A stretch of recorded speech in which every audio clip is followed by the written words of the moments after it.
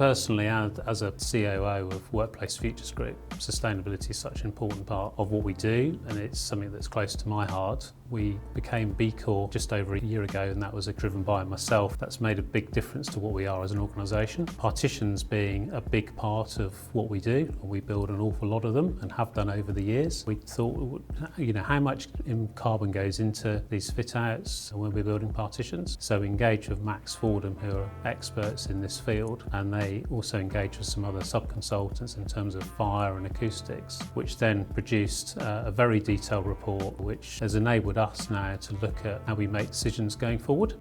Partitions, they have to have a particular performance in terms of acoustics and in terms of fire performance and in terms of aesthetics, but actually they're pretty much interchangeable. So we thought it was something that accounted for about 10% of the embodied carbon of a fit out, and we wanted to look at, is there the best possible system that can be used project after project to minimise the embodied carbon for a given level of performance.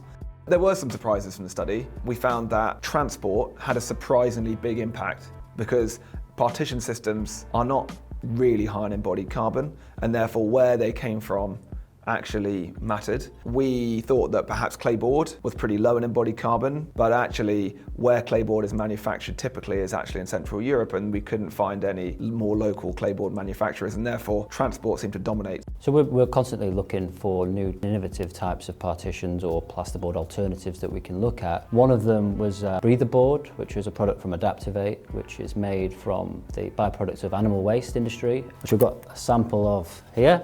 So that comes with like a 90% reduction in carbon compared to a gypsum board. When that comes to market finally, I think that'll be a good innovation that we're looking at.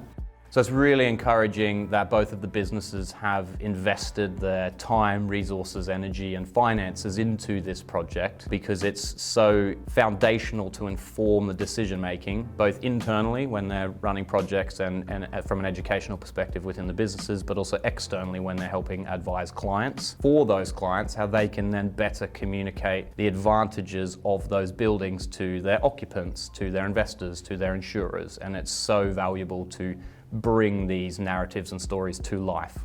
It was really exciting for me to be invited along to the discussion today. What I saw was the passion that's encapsulated by all parts of this industry. And particularly I think the fit-out sector, it's had that reputation for being a fast fit-out sector. Everything's done fast and furiously. And I think at times with disregard for the planetary impact of the work that's going on.